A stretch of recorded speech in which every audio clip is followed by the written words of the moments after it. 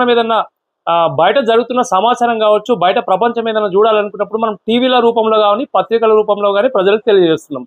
ప్రజలు కూడా టీవీలలో, పత్రికలలో అసలు బయట సమాజంలో ఏం జరుగుతుంది, బయట ఏం కనిపిస్తుందని చెప్పేసి అది మార్నింగ్ టీవీలలో, పేపర్‌లో చూసే ప్రయత్నం చేస్తారు. కానీ ఈ జర్నలిస్ట్ ముసుగులల్లా, ఈ పత్రికలల్లా అంటే కొంతమంది ఈ పత్రిక అనే ఒక వ్యాపారం, ఒక టీవీలను పెట్టుకొని, పత్రికలను పెట్టుకొని ఆ ప్రజలను తప్పుదోవ పట్టిస్తున్నారు. ప్రజలను వార్త రూపంలో కావచ్చు, టీవీ రూపంలో కావచ్చు తప్పుదోవ పట్టిస్తూ ప్రజలను అనేక రకాలుగటువంటి భ్రమలు అంటే ఏది నిజమో, ఏది అబద్ధమో తెలియలేని పరిస్థితుల్లో ఈ జర్నలిస్టులు నెట్టేస్తున్నారు. అందులో కొద్దిమంది అయితే ఒక ఒక పేపర్ గాని, ఒక టీవీ గాని పెట్టుకొని అదొక ఒక రాజకీయ పార్టీకి వీళ్ళు వాళ్ళతో సమాచారం అంటే వాళ్ళకి సమాచారం ఇచ్చి వాళ్ళతోటి సంప్రదింపులు జరుపుతున్నారు. మా పత్రిక ఉంది, మా టీవీ ఉంది, మా పత్రిక, మా టీవీ మీకోసం పనిచేస్తాం, మీరు మాకెంత ఇస్తారని చెప్పేసి ఇప్పుడు జరుగుతున్నటువంటి పరిస్థితి. ఇక కొద్దిమంది అయితే పలాని పార్టీ వాళ్ళ దృష్టిలో పడాలని చెప్పేసి ఆ పార్టీ వాళ్ళని రోజు తిట్టుకుంటూ ఆ పార్టీ ప్రత్యర్థులకు వీళ్ళు వీడియోలు పెడతారు. వీడియోలు పెట్టినప్పుడు అక్కడ ఉన్నటువంటి నాయకులు ఈ వీడియోలను చూసి అరే ఈ మా ప్రత్యర్థుల పైన బాగా తిడుతున్నాడు, మేము ఎందుకంటే పొలిటికల్ గా ఉన్నాం, మేము నాయకులము, మేము సమాజంలో కూడా మేము వేరే ఒక వ్యక్తులను తిట్టలేము కాబట్టి మా రూపంలో మా గొంతుకగా ఆ వ్యక్తి ప్రశ్నిస్తున్నా అని చెప్పేసి వాళ్ళకు వీళ్ళు అరే మేము మీ వెనకాల మేమున్నాం, నువ్వు ఏమైనా చేసుకో ఏదైనా చేసుకో ఎంతనా తిట్టు, నేను తిట్టాలనుకునే మొత్తం నువ్వు తిట్టు, నీకు కావాల్సింది నేను ఇస్తా అని చెప్పేసి వాళ్ళ గొంతును ఈయన తిట్టాలనుకున్న మాటలను వాళ్ళ గొంతు ద్వారా వాళ్ళతో మాట్లాడిస్తున్నాడు. ఇప్పుడు నడుస్తున్న ప్రస్తుతం జర్నలిజం ఇదే. ముఖ్యంగా మనం చూసినట్టయితే ఈ రోజు ఇంతకు ముందుకు 4-5 పేపర్లు ఉండేది, ఒక తింపి కొడితే 10 ఛానళ్ళు ఉండేది. ఇప్పుడు దాదాపుగా 500-600 ఛానల్స్ మనకైనాయి. 500-600 ఛానల్స్ అవి ఎట్లున్నాయంటే దాదాపు లక్షల వ్యూస్ ఉన్నాయి. ఆ వ్యూస్ ద్వారా ఒక పార్టీని ఇంకో పార్టీని తిట్టాలనుకున్నప్పుడు ఆ పార్టీ కార్యకర్తలకి మా యూట్యూబ్ ఛానల్ ఇది, ఈ ఛానల్లో మీరంతా సబ్స్క్రైబ్ చేసుకోరని చెప్పేసి ఆ ఛానల్ వాళ్ళు ప్రమోట్ చేసుకొని ఆ ఛానల్ను ఏం లేదు ఇక ప్రజలకు మంచి చెడు చెప్పడం లేదు. ఆ ఛానల్ ద్వారా ఎదుటి పార్టీలను ఈయనకున్నటువంటి శత్రువులను వీళ్ళు టార్గెట్ చేస్తారు అనమాట. ఈ ఛానల్ ద్వారా శత్రువులను టార్గెట్ చేసి వాళ్ళ పైన రకరకాల కథనాలు రాస్తూ, రకరకాల వార్తలు రాస్తూ వాడు ఈ పని చేసిండు, వాడు ఆ పని చేసిండు, వాడు తుమ్మిండు, వీడు దగ్గిండు అని చెప్పేసి దీన్ని మొత్తం సోషల్ మీడియాలో ప్లే చేస్తూ వాళ్ళని రకరకాల ఇబ్బందులకు గురి చేస్తారు. ఒకప్పుడు యుద్ధం చేస్తేందుకు పోయినప్పుడు కత్తులు ఖడ్గాలు పట్టుకొని యుద్ధం చేసేది. ఇప్పుడు అవన్నీ ఏం లేవు. ఇంటికాడు ఉంటూనే వాళ్ళు ప్రత్యర్థి చేస్తున్నటువంటి అరాచకాలు, ఆయన కదలికలను ఈ రూపంలో చూపిస్తూ వాళ్ళని రకరకాల ఇబ్బందులకు గురి చేస్తున్నారు. ఇప్పుడు సమాజంలో ఏ పత్రికలు కావచ్చు, ఏ ప్రధానమైనటువంటి టీవీలు కావచ్చు, ఏది నమ్మే స్థితిలో లేదు. ఎందుకంటే ఒక పేపర్ మనం తీసుకున్నట్టయితే ఆ పేపర్లో ఒక పార్టీకి సంబంధించిన సమాచారం మాత్రమే, అంటే ఆ పార్టీ చేస్తున్నటువంటి పథకాలు కొద్ది పథకాలైనా హైలైట్గా చూపిస్తాయి. అదే పేపర్లో అతనికి ఆపోజిట్గా ఉన్నటువంటి పార్టీ ఏదైనా సరే ఆ పార్టీని ఏ మాత్రం చూపించవు. ఆ పార్టీ కొంచెం తప్పు చేసిన దాన్ని చాలా పెద్దగా చేసినట్టుగా చిత్రీకరించి చూపిస్తాయి. అంటే 4 పార్టీలు ఉంటే దాదాపు 4 పేపర్లు ఉంటాయి. ఆ పేపర్లు, ఆ టీవీలు మాత్రం ఆ పత్రికలకు ఆ పార్టీకి మాత్రం డబ్బా కొడుతుంటాయి అన్నమాట. అంటే సమాజంలో ఏంటంటే ప్రజలకు ఉపయోగపడే ఛానల్స్ లేవు, ప్రజల పక్షాన మాట్లాడే పేపర్లు లేవు, ప్రజలకు ప్రశ్నించే జర్నలిస్టులు లేరు. మొత్తం మీద ఫేక్. రాజకీయ నాయకులు కూడా పార్టీలు పెట్టి మేము అధికారంలోకి వచ్చి ప్రజల దగ్గరికి వెళ్ళి మేము మీ ఇంటి దగ్గరికి వచ్చినాము, మీ ఇంటి ముంగడికి వచ్చినాము, మీ పిల్లలు బాత్రూమ్ పోతే బాత్రూమ్ కడుగుతాము, మీ ఇంటి ముంగడ ఆకిలి నూపుతాము, మీ ఇంట్లో వంట చేస్తాము అని చెప్పి అయితే ఏ విధంగా డమ్మీ మాటలు చెప్పి రాజకీయంలో నిలబడి అధికారంలోకి వస్తారో, అధికారంలోకి వచ్చినాక ఎట్లయితే వాళ్ళు రంగులు మారుస్తారో ఈ జర్నలిస్ట్ అంటారు అట్లే ఉన్నారు. ముఖ్యంగా కొద్దిమంది, అందరు కాదు, కొద్దిమంది పెద్ద పెద్ద ఛానళ్ళు కూడా అంతే. ఆ ఛానల్లో ఆ ఛానల్ కొనేసుకురు. ఒకప్పుడు పత్రికల్లో వార్తలు రాసిన తర్వాత పత్రికలు అమ్ముడు పోయేది. ఇప్పుడు ఏమైతుందంటే అమ్ముడు పోయిన తర్వాత వార్తలు రాస్తున్నారు. ఇప్పుడు రేపు పొద్దుగాల ఏం వార్త రాయాలనేది ఈరోజు అమ్ముడు పోతుంది. నేను మీకోసం మీకు రాస్తాను, మీరు మాకు ఎంత ఇస్తారని చెప్పేసి అదే రాస్తారు. అక్కడ ఏం లేదు. ఇప్పుడు సిచ్యువేషన్ అట్లుంది మొత్తం మీద. ఒకటే, జర్నలిస్ట్ అంటోడు ఎవరైనా సరే ఒక పత్రికలు కావచ్చు, ఒక టీవీలు కావచ్చు, ప్రజలకు ఉపయోగపడే పని చేస్తే తరతరాలకు బాగుంటారు. కానీ 5 సంవత్సరాలు ఉన్న అధికార పార్టీ వాళ్ళ మాటలు నమ్ముతూ వాళ్ళు తానంటే మీ తందని అనుకుంటూ వాళ్ళ వార్తలు మీరు రాస్తే మీ టీవీలను కాదుగా అసలు నమ్మే పరిస్థితే ఉండదు. వీటిపైన ప్రభుత్వం కూడా చర్యలు తీసుకోవాలి. ఎందుకంటే ఇటువంటి ఫేక్ న్యూస్ వస్తున్నాయి. యూట్యూబ్లో ఏదైతే మనం తప్పుడు కథనాలు, తప్పుడు సమాచారం పెడితే మీరు ఎట్లయితే తీసుకుందని కాపీరైట్ ఎట్లయితే ఇస్తారో, ఇటువంటి ఛానల్స్ అయితే ప్రభుత్వం పైన కావచ్చు, ప్రత్యర్థుల పైన కావచ్చు అనేకమైన కథనాలు, ఆడ మగ అనే తేడా లేదు, అడ్డగోలు కథనాలు రాస్తున్నారు మొత్తం మీద.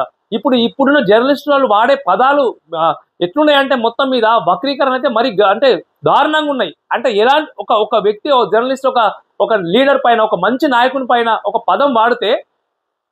ఒక మంచి పదం వాడితే తర్వాత రోజే మళ్ళీ అతనికి ఏమైతే తెలియదు, మళ్ళీ అదే జర్నలిస్ట్ ఈరోజు దేవుడు అన్నాడు, మళ్ళీ తర్వాత దొంగ అంటుండు. నేను చెప్తున్నా కదా, మొత్తం మీద అయితే ఒక నాయకుని మెప్పు పొందడం కోసం కొన్ని మంచి కథనాలు, కొన్ని మంచి వార్తలు రాస్తున్నారు కొద్ది రోజులు మాత్రమే.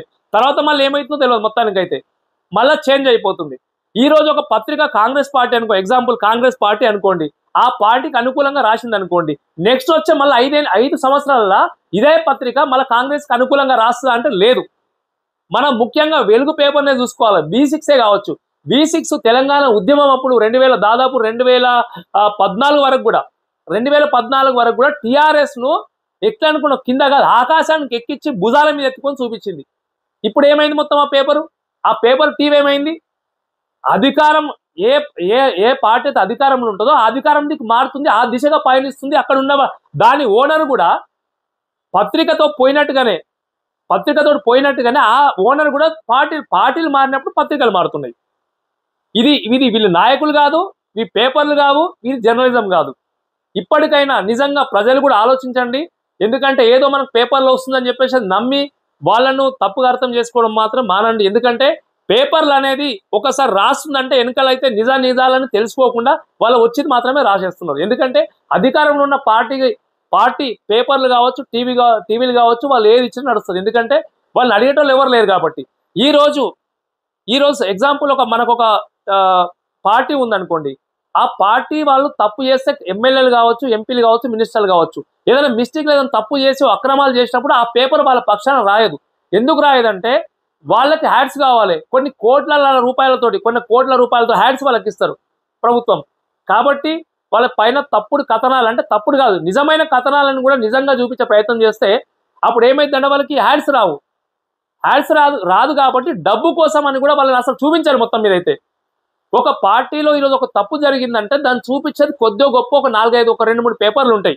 ఆ 2-3 పేపర్లు కూడా రేపు పొద్దున ప్రచురిస్తే తెల్లారి మర్నాడు వాటిపైన దాడులు జరుగుతాయి. ఇటువంటి సిచ్యువేషన్ జరుగుతుంది. కాబట్టి నాయకులు కూడా ఈ పేపర్లను అడ్డం పెట్టుకొని, టీవీలను అడ్డం పెట్టుకొని నేనే పెద్ద పీకుడు కానీ, నేనే పెద్ద మొగన్ అని చెప్పేసి విర్రవీగిపోతే మాత్రం అయితే ప్రజలు చూస్తూ ఊరుకుంటారు.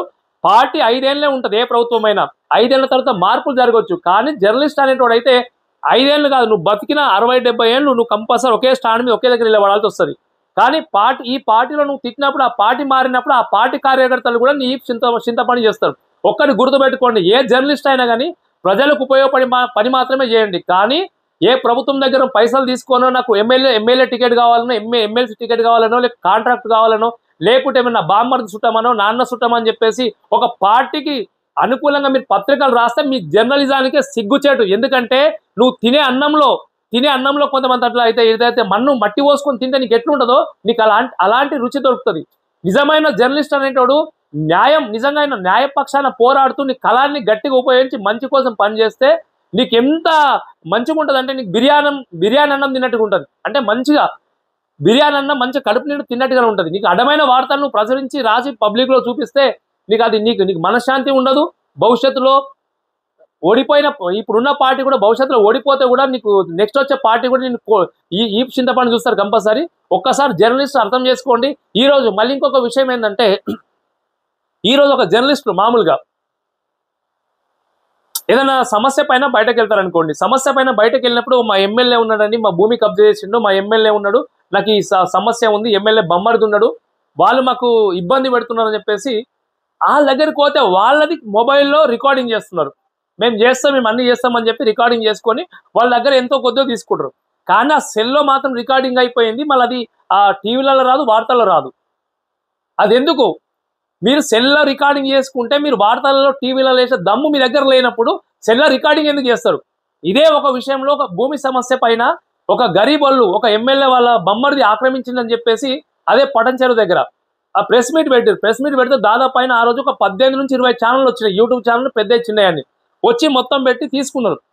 తీసుకున్న తర్వాత వాళ్ళు ఆ ప్రెస్ వాళ్ళు తీసుకున్న తర్వాత వాళ్ళు ఆల్రెడీ మీరు మా పేపర్లు వేస్తారో లేదో అని చెప్పేసి వాళ్ళందరూ బయటకు తీసుకుపోయి వాళ్ళకి మర్యాద కూడా చేసి పంపించారు.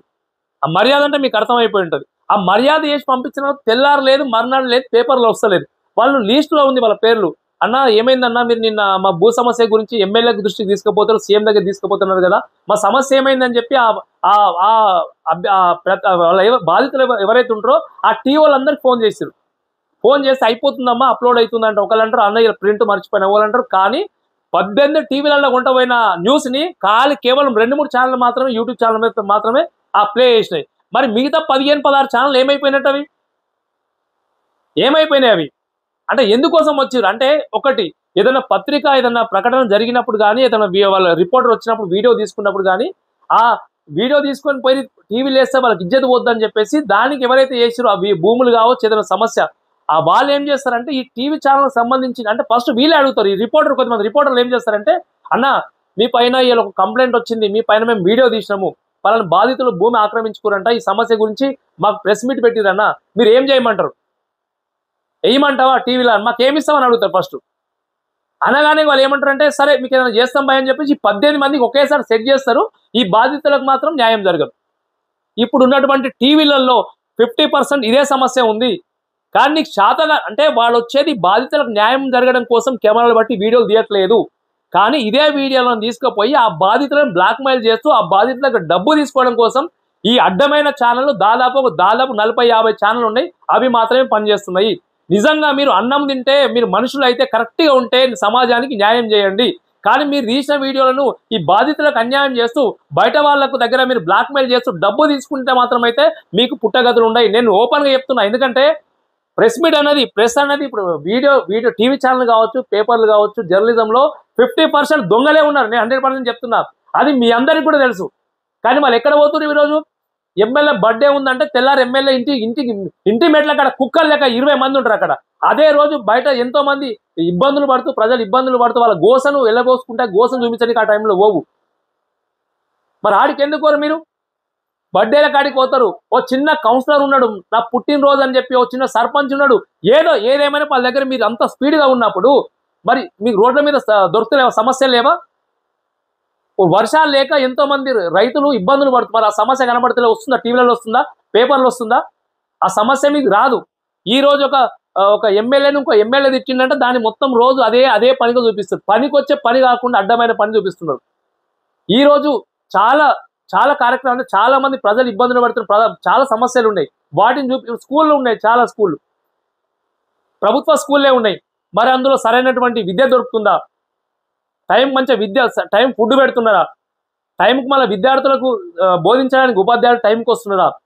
ప్రభుత్వ ఆసుపత్రులు ఉన్నాయి, మరి డాక్టర్లు టైంకి వస్తున్నారా? అక్కడ ఎలాంటి సమస్యలు ఉన్నాయి? మరి వీటి దగ్గరికి పోయి కెమెరా పెట్టి ఎవరు తీయరు. ఈ సమస్యను ఎవరు తీయరు? గాంధీ హాస్పిటల్ కాడికి పోరు, నిమ్స్ కాడికి పోరు, ఉస్మానియా అక్కడికి ఎవ్వరు పోరు. ఒక ఎమ్మెల్యే తిట్టిందంటే మన బదనాం చేయాలి. వీడి తిట్టిన మొత్తం మీద అది నిన్ననో మొన్న జరిగిన వీడియోలను కూడా ప్లే చేస్తూ దాన్ని రొటేట్ చేస్తూ మనం చూపిస్తుంది దాని మొత్తానికి. ఈ జర్నలిజం అంటే ఇది కాదు. మనకు ఏదైతే ప్రధాన సమస్య ఉందో దాన్ని పరిష్కరించే వరకు నీ వంతు బాధ్యతగా దాన్ని ముందుకు తీసుకుపోయి దానికోసం పోరాడి ఆ సమస్యను పరిష్కరిస్తే నిజమైన జర్నలిస్ట్ అంటారు. మనం జ్వరం వస్తే దవాఖానకు పోతావు. నువ్వేం చేస్తావు? ఇంజక్షన్ తీస్తాం, టాబ్లెట్ తీసుకుంటాం, ఇలా తీసుకుంటాం, తగ్గకపోతే మళ్ళీ పొద్దుగాల పోతాం. అంటే మినిమం 3 రోజుల వరకు కూడా సమస్య తగ్గేంత వరకు దవాఖానకు పోతాం. ఎట్లయితే పోతామో నువ్వు ఏదైనా వీడియో తీసుకొస్తే, సమస్య గురించి వీడియో తీసుకొస్తే ఆ సమస్య తీరేంత వరకు దాన్ని టెలికాస్ట్ చేస్తూనే ఉంటే ఆ నిజమైన జర్నలిస్ట్ అంటారు. కానీ మనం ఏం చేస్తున్నాం? ఈ రోజు పోతున్నాం, పేపర్లో పెడితే ఒక వీడియో తీస్తున్నాం, అమ్మ అయిపోయింది అంటున్నాం. మరి తర్వాత కనీసం నువ్వు ఎట్లయితే తీసినావో అదే వీడియో పట్టుకొని పోయి ఆ బాధితుల దగ్గరికి పోయి, అమ్మ మీకు నిన్న మీ సమస్య నేను మా ఎమ్మెల్యే దృష్టికి తీసుకుపోయినా, మంత్రి గారి దగ్గర తీసుకుపోయినా, ఆ సమస్య పరిష్కారం అయిందా ఒకసారి చెప్పండి అమ్మా అని చెప్పి. ఎంతమంది పోతున్నారు అట్లా? పోరు. ఎందుకంటే వీళ్ళు పోతే అది బట్టబయలవుతుంది కాబట్టి. కానీ ఉన్నారు కొద్దిమంది మళ్ళొకటి వల్గర్ లాంగ్వేజ్ మాట్లాడుతున్నారు జర్నలిస్ట్ కూడా. నువ్వు లాంగ్వేజ్ మాట్లాడి, అడ్డమైన లాంగ్వేజ్ మాట్లాడి